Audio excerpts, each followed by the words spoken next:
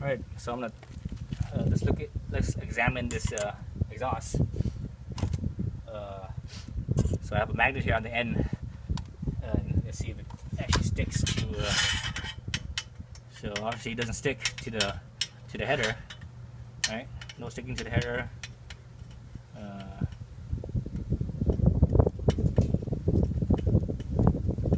There's a little bit of magnetism right at the weld. That's pretty common.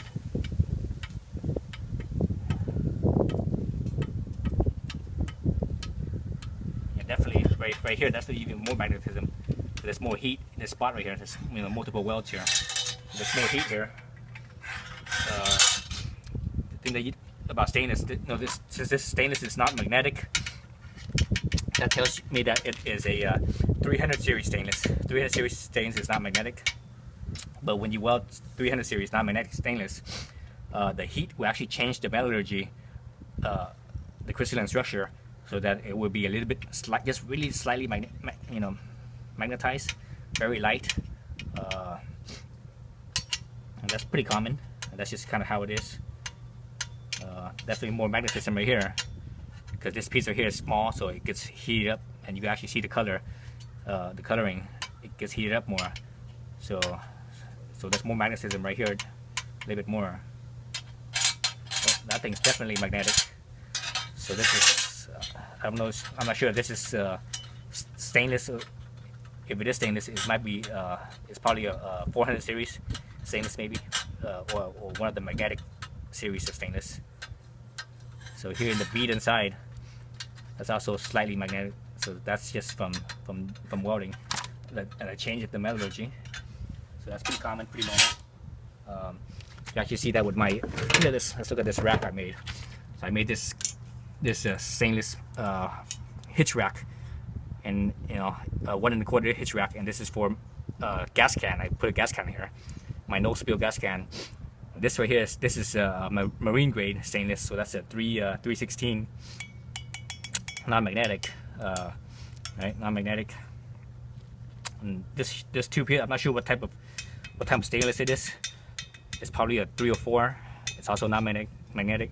These rings here also, actually there's a little bit of magnetism. That's probably because when I welded this, it got pretty hot. But this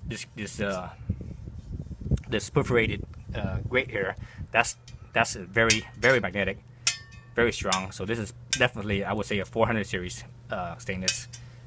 And when I welded this, I plug welded all these little holes. I was kind of impatient because there's so many holes. I should have let it cool down more, and that way it'd be less magnetic, at least less magnetic on the square tubing here. Obviously the perforated will always be magnetic, but anyways, so that's a little quick lesson in stainless and magnetism. So this can here is supposed to be titanium, right?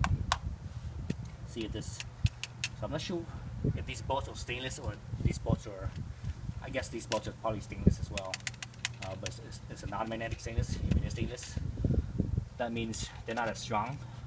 The magnetic stainless is stronger than the non-magnetic, and so when you screw this on,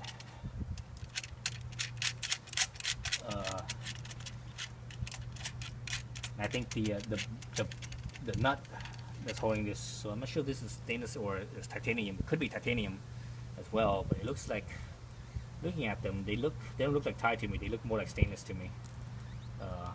So anytime you cold join, basically, like threads on the bolt, when you cold join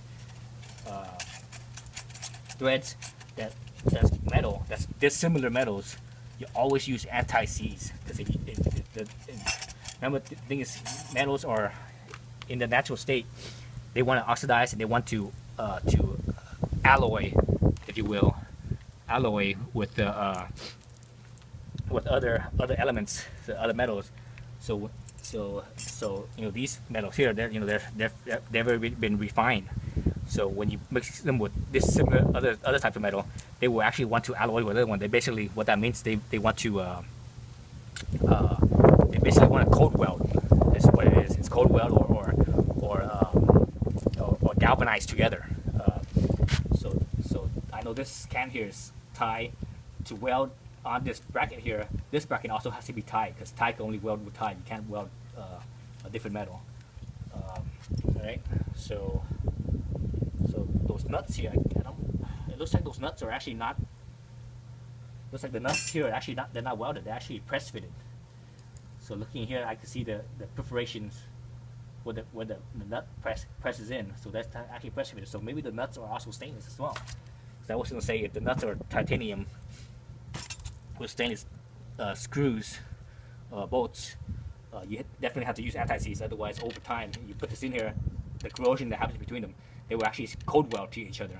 So once that happens, you know, that's it. They ain't coming off. So whatever the case, I'm still going to use anti-seize on all of these, just in case. You know, the same time you work with Ti, you have to be careful with that. Especially Ti, because Ti is actually more reactive with titanium. Is actually more reactive when you put other metals against it in cold welding, when it cold welds itself. So you have to be very careful with that. So in my other video, I had mentioned how the chamber goes in. Let's actually look at it. So I have a flashlight now. Hopefully you guys can see this. Let's see.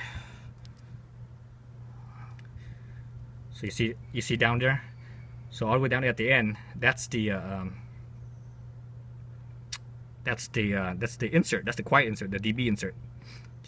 You actually see the tubes, the separate tubes. There. So let's actually take that apart.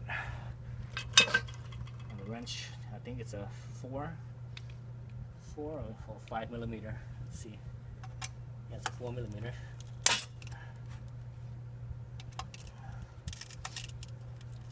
Kind of gritty, not very smooth. It's very gritty. I wonder if it's because the nut on the inside is actually welded in, so that it might have gotten distorted.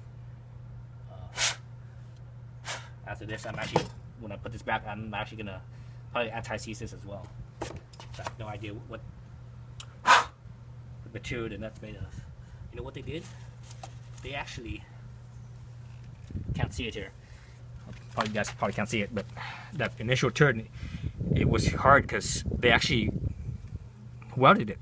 So right here, I see a little spot where it's welded right here and up over here. So basically, they tacked the screw on there so that it wouldn't come off.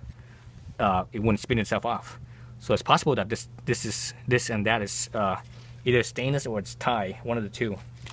Remember these things? They call this thing Ti, but it's only the can. You know, the outside that's Ti. The inside, I don't think it is. But some of it might be. A part that's welded is.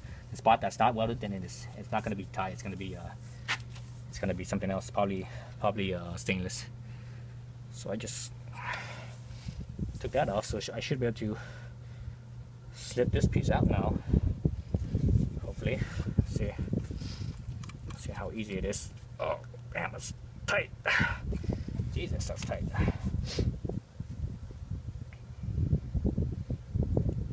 Let's see. How's it being attached? That's the question. How's it being attached?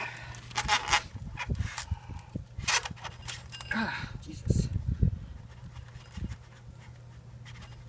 Oh, ooh. I think it got stuck in there. Wow, that's really tight. Okay. Grab with some pliers, but the pliers is gonna mar up this piece. I don't want to scratch it by brand new exhaust here. I want to take this off so that we can look into it a little better. Why is this so damn tight?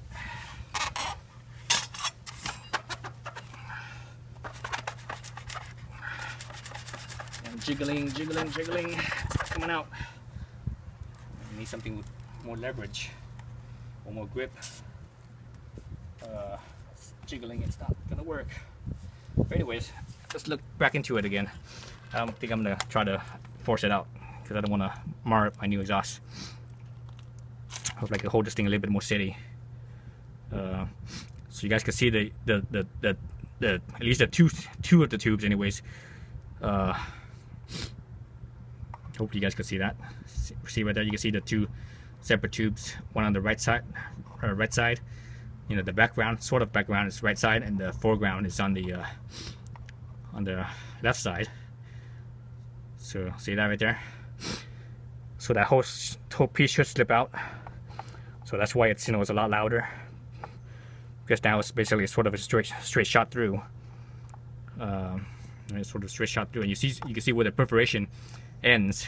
So it ends like right here, and somewhere around right here where the perforation goes in, and it ends right here, and it opens up.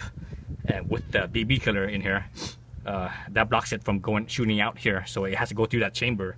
The chamber that's on this other side, it's on this side, before it shoots out with the DB killer. But without the DB killer, it goes straight out and straight out. Yeah, so that's how it's made in there. So that's interesting. So I'm not a big fan of loud noise, so that's why. And I don't buy aftermarket exhaust to have loud noise. The reason why I buy aftermarket exhaust is because, one, it's lighter, and two, they tend to look better.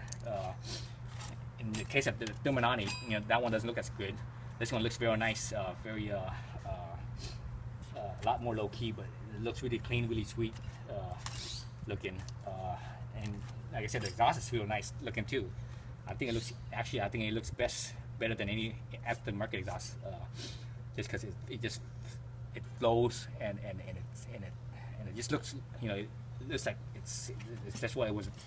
The design aesthetic fits perfectly. Whereas with aftermarket exhaust for that bike, for the XSR, all these other ones, including this one, doesn't look quite as well. It doesn't quite go as well, I don't think. But again, I had the first thing is lighter weight. So I think with this exhaust, it's something like 5 or 6 pounds lighter than the stock exhaust. So anyways, so there you go. Well, unfortunately, I wasn't able to pull this exhaust off, so might as well, huh? Oh well. So that's it. Thanks for watching.